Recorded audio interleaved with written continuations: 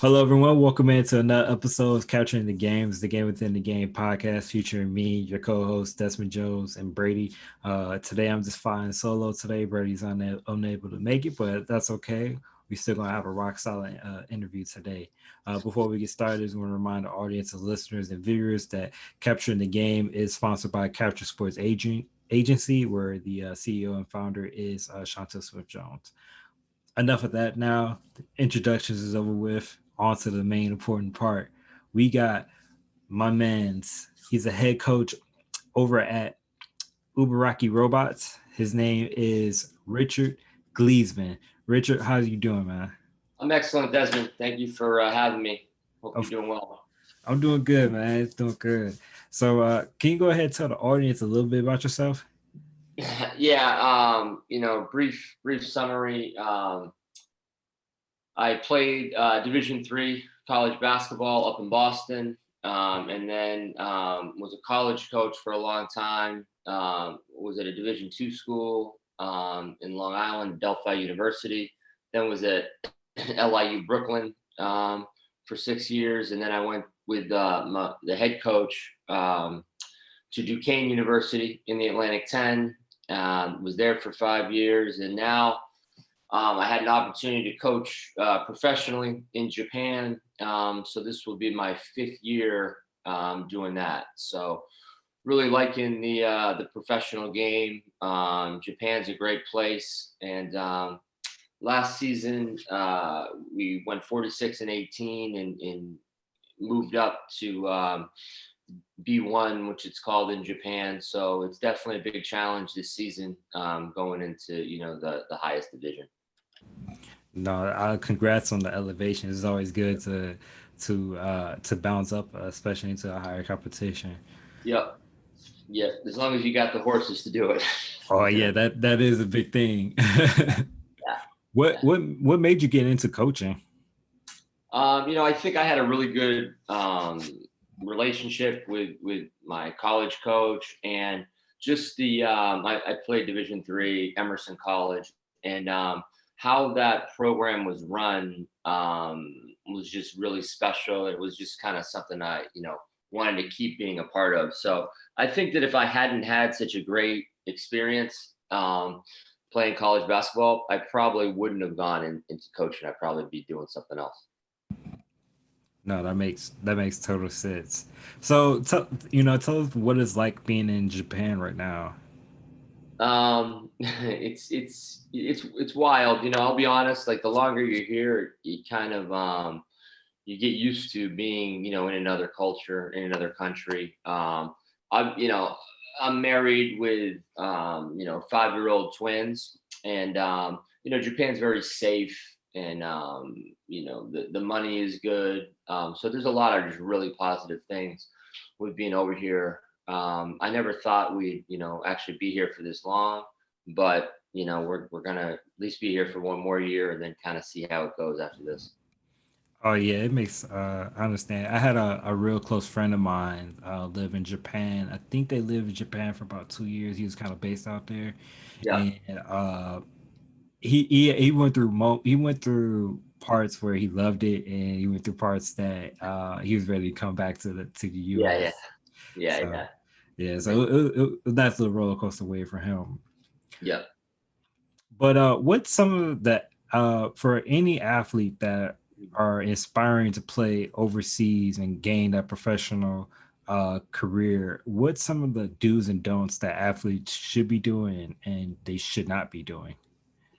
Yeah, it's a good question. I think first of all, obviously it depends on the level of the player, right? I'm Hmm. just going to focus it on men's and women's basketball players. I don't have much of a obviously I have a way better idea of like professionally, especially on the men's side, in the Japan market. But I can kind of speak for I think basketball as a whole overseas.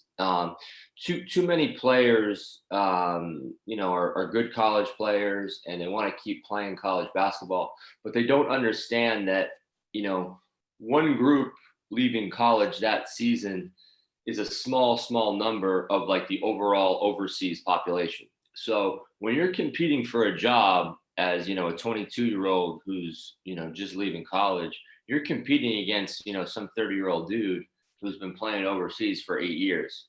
So what happens sometimes is, guys who are, high level college players think that they can just like come overseas and make, 200 grand and live in a great, country and ride off into the sunset, or like get somewhere to then try to make the NBA.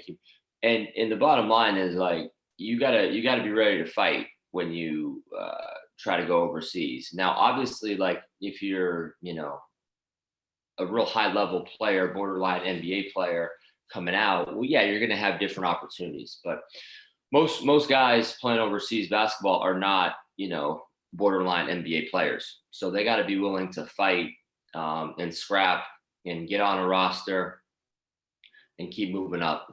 Not don't try to hit a home run on the first swing. Get somewhere that's a good opportunity for you, and don't be too greedy. And understand that, like, hey, if you're passing on an opportunity, you just never know how many other opportunities are going to come up.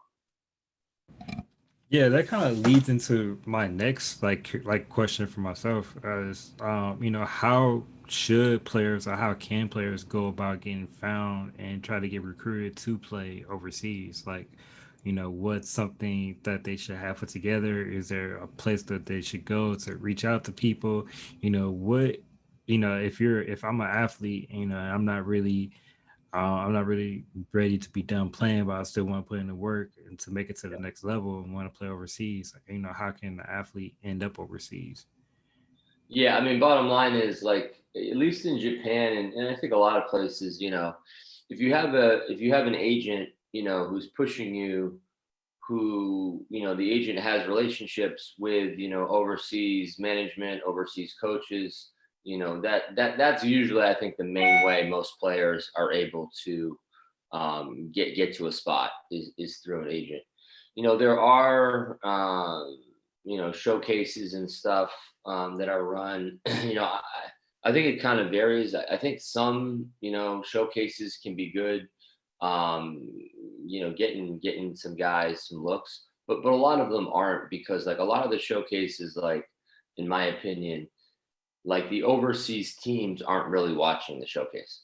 So like you could play great in a showcase, but like if it's kind of like that thing where like, yeah, you play well, but like are overseas teams actually watching it and making evaluations? Probably not. A lot of them no. Some of them yes, but a lot of them no. So I think it starts with having an agent, who's going to push you, and understand what your game is, where you can fit. Um, I think that's kind of the best idea to start with. Yeah, no, that makes total sense. I know one thing that I hear my wife talk about is just so many different athletes with like some of their highlights videos just because of the music and stuff. Like a lot of times overseas coaches discriminate against, I don't say discriminate, but they dislike the like some just the videos. I mean, some of the Yeah. music in the videos and stuff like that. So I wasn't sure if that, um, if Yeah. like, if that's like also like a big turnoff for you guys as well. I mean, it's not personally with me. I don't think a lot of Japanese like teams would like this, like not take a player on the music. But yeah, like I would advise if my son or one of my former players that I coached to college, I would advise, like when you're making a video, not just with the music, but make it as professional as possible. And within that video, like guys sometimes worry too much about, I gotta show them this, I gotta show them that. Like a lot of times with the videos, you want to just show like what you are and your strengths, like number one. And the reason I say that is because like if a team is really looking for like a true five man, and you're a better like true five man as an inside player, but then like your highlight video is like playing a little bit inside, but then like a lot on the perimeter, and that's not really what you are. That's really not going to help you in the grand scheme of things. So I think if you're a versatile player, it's fine to obviously have a lot of versatile highlights in there. But I think if you're putting a highlight package together and marketing yourself to overseas teams, make it like genuine, like what you are. And that's going to be the best recipe going forward. That does sound like the best recipe going forward. Yeah, I can imagine how confusing that could be. You see someone that says they're a specialist in this, but in their highlights video don't really showcase that. So Yeah. Yeah. Or, and overseas coaches aren't just going to like watch a bit like, if you shot, 20% from three, they're gonna look at your stats and see that. So yeah, um what's the level of play out in Japan right now, and also in the league that you're currently in, compared to like what a college athlete would know. So I know you've had mm, experience, coaching and playing in the D2 and D3 level, and so how does that compare to? I mean, I'm assuming I know it's a step up, but how much of a yeah. step up, is it? Yeah, I mean, again, I actually don't know the D3 level anymore because I just played there and I coached D2, but I was at Division 1 for like a long time. Now I was at different levels of Division 1. Like, I was in the Atlantic 10, like the 5 years before I got to Japan. Okay. I think the biggest thing is this: Japan, you get three import players. So most of those players are American, but sometimes guys will take players from Australia, Europe, and Japan has good guards. So but they don't have hardly any bigs. So like most teams in Japan are focused on getting forwards with size in Japan. Now it's changing a little bit. For a variety of reasons where like there's some wings and some even like bigger size combos that are coming to Japan. But overall, like it's a more forward driven import market. And I mean, even since I've been here going into my fifth year, I mean it's a high level. It's high level, like obviously B1, which we're in this year, is the highest, but then B2 has very good imports, and even B3 pays well. Some of the teams pay well, so it's a good level of basketball. It's you got guys in B1 making 500 to $800,000. You got a lot of guys kind of in that like 200 to 400 range. So it's these guys are getting paid a lot of money. It's usually a market where they like to get guys who have already played in Japan. So once you're in the market, you can kind of stay here for a while. It's harder sometimes to get in, especially as a younger player. But teams are taking guys from high leagues in Europe now. A lot of guys have come from like the ACB, the top league in France. A couple guys this year coming from the BBL in Germany.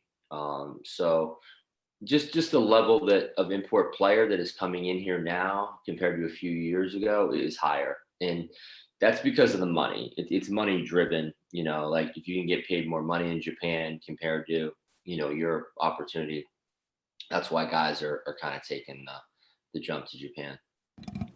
Oh yeah, that I mean, listen, you tell me. I wish I was like 10 years younger. I can still move around quicker. I can maybe try to lace up my shoes and try to, put on a showcase and try out. No, I'm just kidding. Yeah. No, but what type of athletes? So this kind of you kind of echoed it already, but I want to make sure people know and the audience, the listeners knows what type of athletes should play in this league. Yeah, I mean, it varies, right? So like some Mhm. teams like guys with like a higher level of skill, some guys will take more, athletic guys who can get up the floor. So it really depends. And that's kind of what I'm saying. Like, I don't know every market, so it's different. But like in Japan specifically, with only having three import players, like the teams are looking sometimes for like specific roles, right? So like you could be a stud, back to the basket 5 man, and you're a really good player, but like they might not like want that direct position, right? They might be looking for more of like a face-up four who can slide to the five and go from there. So it really kind of depends on team to team. But I'll say this, like one thing that's kind of clear the longer I'm here is like if you can't defend your position as either like a four or a five, it's hard. Sometimes you got to really be able to score or create. So what I'm seeing now is like a lot of teams, they'll take one guy maybe who can't like defend as they think like a four or five, but there's no Japanese players who can do it, right? So if I'm a coach and I bring in, a bad defender at the four, a bad defender at the five, like I'm kind of setting the tone. I can't like bring like Japanese players off the bench to like match up with dudes, right? So, when I talk to like management from different teams, different coaches, one thing they'll say a lot is like, all right, well, we got this guy who can like score. We really need a defender who can guard fives and fours. So I think, I'm being long-winded with this, but I know almost every team in Japan likes to have at least one of their three imports as a versatile defender who can guard fours and fives.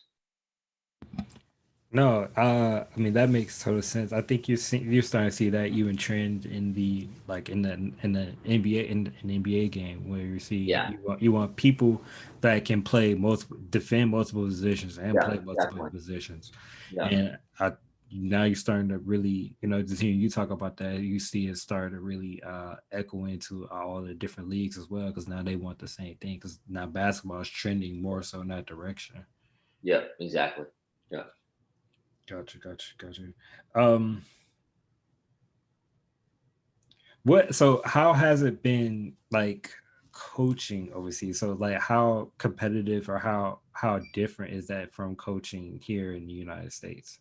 Yeah, I mean, I think there's a lot of similarities, but there's a lot of differences. Like, obviously, when you're a college coach, you're worried about recruiting, academics, maintaining, relationships with like your players, like from their high school coaches, AAU coaches, mom, dad. There's just a lot that goes into it, right? Having like, staff meetings at Tuesday, at 9 a.m. where like, they're talking about, the softball team having a game, this weekend and stuff like that. Professional basketball, at least in Japan, is different. It's just really about like the head coach, coaching staff, putting the players in position to win. Now, obviously, like relationships with the players is a big part of that. So, you're still gonna, I still have like really strong like bonds with the players and like relationships with like the players and like their wives and so forth. But like you're not like having to like I don't have to like deal with like the players that I coach like they're like high school and college coaches or anything like that, and it's really just basketball based. Like you don't have to worry about recruiting and I'm not, checking, guys 9 a.m. class. So it's really more basketball centered. Yeah, that makes total sense. Um, I'm sure that eases takes a lot of pressure off coaches just because the fact that because I know recruiting is so it can be hard and stressful at the same time, and the fact that Yeah. you don't really have to devote that much time into do that, you can actually focus in on the game Yeah. itself. Yeah. It's amazing how much more, you learn about yourself as a coach and just with the amount of time I have to focus on actual coaching, has really, I think, maybe a better coach these last few years. Yeah, that kind of leads into my next question is like how have you continued to develop as a coach over these years from when you first started to where you at now? Yeah, I mean, I think one thing, one difference from, college now, like I'll be honest, like me and management, we're like we can be on the same page but at the same point, like it's a little bit different than recruiting because like I might need to take, a player who, is a good value, guy, but like might not be like 100% like the fit like I need in our system. So you got to be flexible. And I know like, college coaches have to be flexible too, but when a lot of professional coaches, they're not just like hand picking their team. They're kind of like the management or, for different reasons, like they might be able to like pick, their imports, hand pick a couple guys. But a lot of times the team is kind of formed without you like recruiting and choosing each player. And I bring that up because you have to then be flexible while still maintaining like an identity, right? So like if I was to recruit everybody like to my specific system, it might be easier in some ways. But you have to also, I think, like have a system in place and have expectations of the players who are coming into your system that like, this is how we're going to try to play. Gotcha. Yeah. Ooh, I can only imagine. Okay, so before my last question before we go into the rapid fire stuff Yeah. is, what's some things that athletes should do more of, and what's some things that athletes should do less of? Like before they come to Japan, you think, or like, Yeah, while they're here? Yeah. a combination of both, Yeah. honestly. Yeah. Like I just think, and again, this is kind of age. I see a difference sometimes with like, the players who are, a little bit younger compared to like the veteran professional guys. Hmm. But I think one thing, specifically for younger, players coming overseas, even if you, have a year or two experience, is just, understanding the situation that like this can be taken away from you in a heartbeat, so one bad judgment can literally be, the difference of you, making a team, not making a team. Listen, some stuff's out of your control.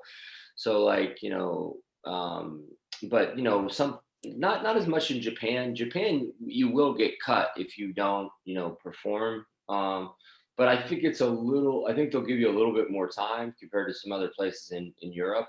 But some places in Europe, I talked to some of my friends who coach in different places, and literally like if you have like two bad games, like they'll get you on the next plane ride, going home. So and when I and sometimes there's nothing you can do about it. You're just in a tough situation.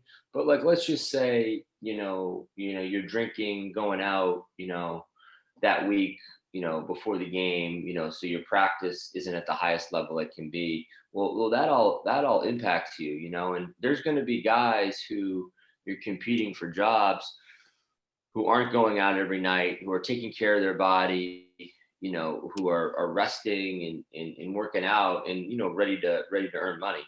So I just think if you want to, relax, party and enjoy that life, like do it in the off season. Do it in the off season because and again, you still have to train and keep your body, in good shape during the off season. But like when you're playing overseas basketball, you just never know. You just never know. So you just got to take it, real serious, and have that killer mentality where like I have this opportunity and I don't want anybody else to take it away from me. Yeah, I think if any athlete can walk in with that mentality on an everyday, regular basis, that they'll be so much better off at the end of their journey. Yeah. You know, Yeah. the minute that people take the foot off the gas is when, things become, it becomes, looking getting haywire. So, Yeah. Yeah. just having a mentality every day is helpful, man. Yeah. No doubt. Yeah. All right. So that wraps up the first part of our interview process. So now we're gonna transition to our rapid fire round where we kind of ask this little fun little question. So my question for you is, are you ready to play? Yes. I am All ready. right. All right. Let's do it. Start you off something simple real quick. Chocolate chip cookies or oatmeal raisin? Chocolate chip. Okay. That's a good choice. There's nothing wrong with a good chocolate chip cookie. No, I like chocolate, so. So yeah, so both me and my other co-host Brady, we're on the oatmeal raisin side, but Mhm. I I have my moments where I go for some chocolate chip cookies. So TV shows or movies? Movies overall, movies. Favorite movie all time? Uh, Good question. Casino is up there. Going back to my childhood, Raiders of the Lost Ark. I like more probably Ooh. like older movies. Ooh, that's a good choice though. Okay. Um who's your I'm not sure if you watch much of the NBA, but who's your top five in the NBA right now? Top five in the NBA. And it could be all time as well. So Okay. Right now I think Giannis, especially if they win tonight, has established himself during these playoffs, and he's just awesome. So I think LeBron, it goes without saying, being a top two, top three player of all time. I think Giannis and LeBron uh, are kind of that, like, their own um, level right now. mhm. All time players. I grew up in Boston, so it's hard for me not to say Larry Bird. Just growing up in the '80s when Larry Bird was the king, as they Yeah. say. Um, but I really appreciate the Spurs dynasty, and what Tim Duncan did. Just winning the amount that he won. While Mhm. just being so humble, being an awesome teammate. Every coach, I think would love to have a player like Tim Duncan who just wins at that level, is a great teammate, but also like takes coaching, at such a high level. I mean, the Spurs coaches, Popovich specifically, would just get after Duncan, and he would accept it as if he's like the 12th guy on the roster. And I think, that kind of set the tone for the whole, Spurs organization. Um, so, and, and young players, obviously, like Zion and Ja and like guys like that. I mean, I'm excited, for the league going forward because there's some great young players. Yeah, I totally agree with that. Their time is coming, right now, but it's still a lot of greats that's in the game. You spoke Yeah, about Giannis, you spoke about LeBron, you still got yeah, your KD. There's still a lot of great talent right now in the NBA, but yeah, there's a lot more that's coming, which is the league's in good hands right now going yeah. forward. It is, no doubt. Yeah. Your favorite sports moment you have seen or witnessed? Oh wow, good question. I mean, honestly, this year when we won our semifinal game at home and went to B1, it was a massive, deal, for our city. There was a parade for us, that, after that and stuff. And I just think that moment we worked so hard. That was definitely in my top three, with just, being able to celebrate with our home fans, and the amount of blood, sweat, and tears that were put into last year with, COVID protocols and stuff. I just think it was a really special moment, for our team and in our city. Um, but also, I think one definitely in 2011 when we won the Northeast Conference championship at LIU Brooklyn. I was an assistant. We won in dramatic fashion, and the crowd rushed the court, and then we went on it in the first round. We were a 15 seed. We got screwed. We should have been a 13 or a 14, but we got UNC, North Carolina, in Charlotte, the first round. So, Oof. but we gave them a good run. So I would say like those, winning the league championship and then going to the NCAA tournament and playing North Carolina, like that was a very special, moment. Um, Kind of like an accumulation, of a lot of stuff. And non-coaching, one one great memory. I think I was 21 years old when the Patriots won the first, maybe 22, when the Patriots won the first Super Bowl. Being from Boston, people don't understand that like from 1986 to 2001, there was no championships in Boston. Now it happens like every year. But so the Patriots won the first Super Bowl, and from a fan perspective, that was probably my favorite experience. Look, if Brady was on this podcast right now, he'll be jumping for joy. He's a Yeah, huge Tom Brady fan. He's a huge yeah, Patriots fan. Like he loves. yeah. I almost starting to think he's from there. That's how much he loves. Nice. But so last question is, if you have any organization, if you had a chance to take over any organization, who would you want to take over? Now, this could be any sports, or it could be like Nike, for example, or it could be Yeah. or some athletic team, or it could be a nonprofit. But you get a chance to take over any organization, who you choose. Ooh, wow, good question. I mean, the Celtics, I think, would be really special. Being that I'm from Boston, I think, taking over something like UNICEF, or like that type of uh, nonprofit that's like really doing a lot for people. I think those type of people I just have such respect for, that like I don't think I could do it, but I respect like any type of nonprofit that is helping the world, or helping a community.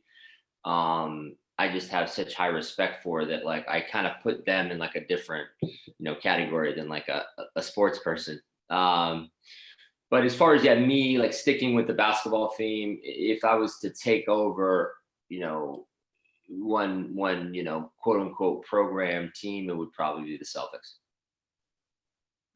A lot of history right there. Yeah, I Yeah, understand the whole like nonprofits is like in its own separate tier. So, and yeah, I hope them at a much higher regard to any professional related sports yeah, thing going on for sure. yeah. Yeah. So yeah, Richard, that concludes our episode. But before I let you go, can you tell the audience where they can kind of follow your career and kind of keep track of you and kind of keep up with everything that you got going on? Yes. I think probably like Twitter, I guess, is the easiest thing, and it's at Rich Glesmann, is my Twitter. So um, keep it simple. Rich, RICH, and my last name Glesmann, GLESMANN. Well, there you go, ladies and gentlemen. That concludes another episode of Capturing the Game Within the Game podcast. If you haven't already, please go ahead, give us a follow on Instagram at capturing_the_game_pod. You can also find us on Twitter at CTG_podcast, and also go ahead and hit that subscribe button on YouTube at Capturing the Game podcast. Richard, it was awesome catching up with you real quick, man. We got to bring you back at the end of your season or sometime later down the road for sure. Absolutely. I appreciate it, Desmond. Yeah, please stay in touch, and if you need anything on my end, please let me know. I will most certainly do that, man, without a doubt.